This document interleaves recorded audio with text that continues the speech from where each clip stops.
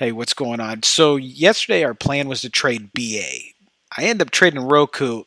I'm going to tell you about the unfortunate event that happened today.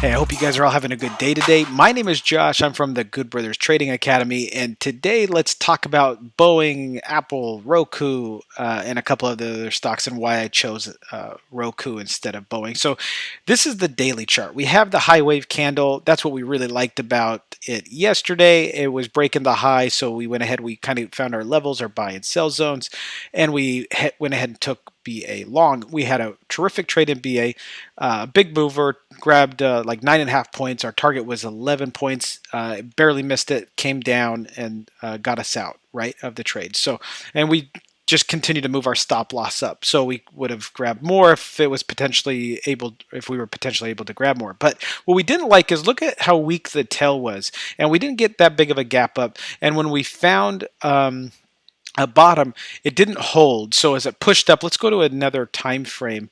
We'll go to a 15-minute chart. And this is what I didn't like pre-market. Okay, so what I didn't like about BA pre-market is it was kind of having this struggle where a lot of the other stocks in the market were looking really strong. And so BA, ever since the news came out, has been strong. All the other stocks have been weaker. And so what I was thinking is maybe that there was going to be a little bit of a money shift again today. And so we have the nice push up. We were able to capture most of the move yesterday, and then we have this we have the big tail, and then it kind of double tops, and then it's just looking weak pre-market, right? Well, we get into our zone, and we go zone to zone, buy zone to a sell zone, and we just kind of piddled off for the rest of the day. Now, what we did like is I seen Apple, and Apple was holding. Apple looked good pre-market. We get this nice consolidation. Now we also get this really, and if we look on bigger time frames, Apple has this like kind of V-shape recovery, and I talk about this recovery quite a bit, where it comes down sharply, goes up, consolidates sideways, and now it's making that move higher. Now we're right at a resistance. It would be cool to see Apple kind of go sideways a little longer, and then we could get another push up. So I was paying attention to like Apple. Here is Facebook. Facebook looked a little weaker. It looks like maybe tomorrow Facebook might do its thing, but we have this sharp move down up above the 50% retracement candle. I went over this in a different video, and it's looking like we may take eat a little time off the clock and then get a push up. But that's pretty much the area I'd be looking at right there. So we also looked at Roku, and there was a couple more stocks and headlines today that looked good. But what I really liked was, and I understood, was this V-shaped recovery on Roku. And so at this point, pre-market, we were just pushing right here. We had this nice kind of push up, and so I knew if we got a sharp move lower, this would be a buy zone for me. Now let's go to a little bit of a lower time frame so you can see what I'm talking about. So this right here, this consolidation sideways, so we get the sharp move down, the lower high setup on a little bit bigger of a time frame, right? On our hourly, this is a 15, but in a 30-minute and hourly time frame, this still works. So a higher low setup. So first low, second low, consolidation sideways, a gap higher. It was looking like it was getting weak, but if you pay attention, just because it looks weak on a 15-minute chart, let's pay attention to what the 3-hour time frame had. It was not looking weak. It was a very strong candle. So when we started selling off, we want to put our buy orders where we know other buyers are going to be at in the market. Doesn't that kind of make some sense? So we want to get protection from those other buyers. When this happened and we started getting the sell-off, let's go to the 1-minute chart, and I'll tell you about what the unfortunate event or the mishap that kind of got me today. So as we're selling off, this is the 1-minute time frame, and right as we're selling off, I lose internet connection. I'm in a hotel at this point. We're using their Wi-Fi, and so that can sometimes happen and expect it to happen. So no worries. I start loading up my charts again. They're kind of doing the will scenario. I shut down the broker, reopened the broker up, and by that time, once the broker reopens, I got this nice reversal bar. Well, I knew that this zone, let's go back real quick on the 3-hour time frame, that is where the wick came in at, right here. Okay, so this would be the 1 minute reversal candle that I was looking for. This is this area, this consolidation area. And so I mark them out so I can see nicely where they're at, or I have a plan on the bigger time frames and I wait for the smaller time frames to happen. I say this all the time.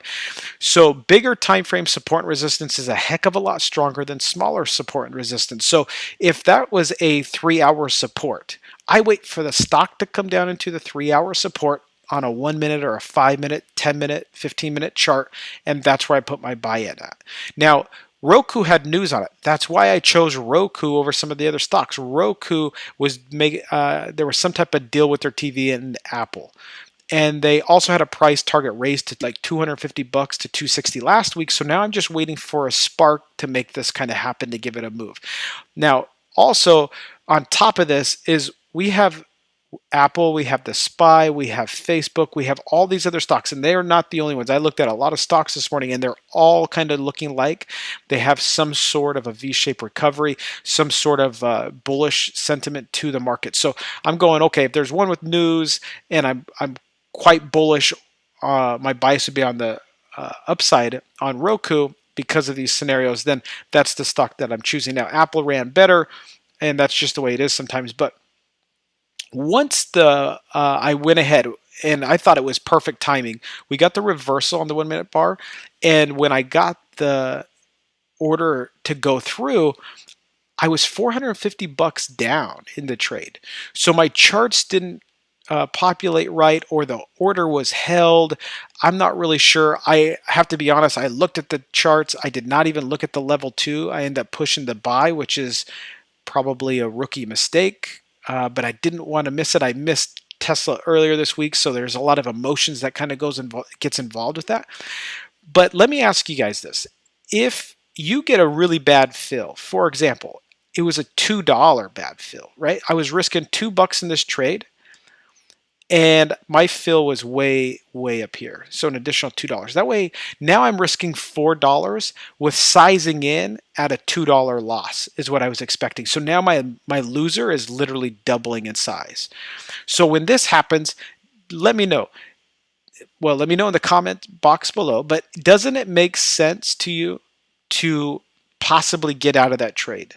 That it's may not be the best trade setup at this point. Now you're risking, let's say you grabbed 100 shares, you're risking $400.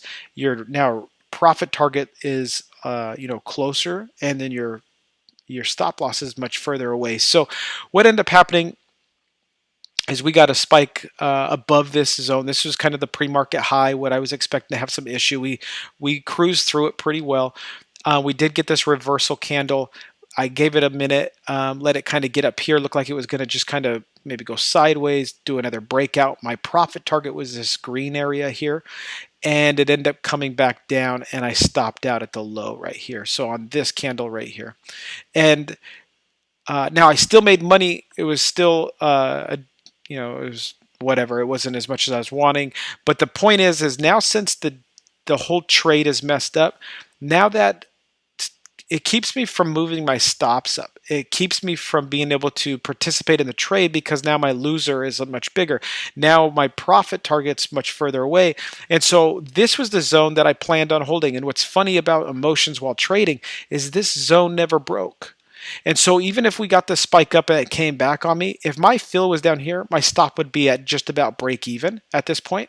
I would wait until the 5-minute pattern. So if we look at a 5-minute chart,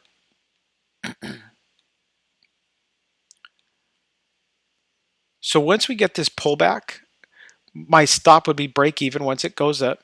And then once we break above the high, this would be my new zone, right? It would be the lows of here, the last pivot low.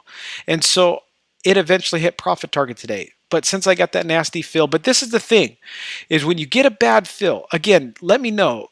Doesn't it make sense? Because I've been on the other side of this where you just kind of hope that it continues and you keep that bad fill and it ends up stopping you out for a huge loser. Doesn't it make sense to just grab some profit? Your plan the trade didn't go according to plan.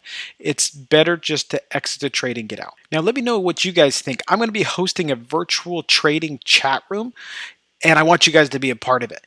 That way you guys can follow my trades. We could talk things out. I can explain what I'm looking at in the market in real time as it's moving. If you like the idea, again, give me a thumbs up on the video, subscribe to the channel, and don't forget to turn on the notification bell. That way every time we upload new content, you'll be first to be notified. I'll see you guys in the next video.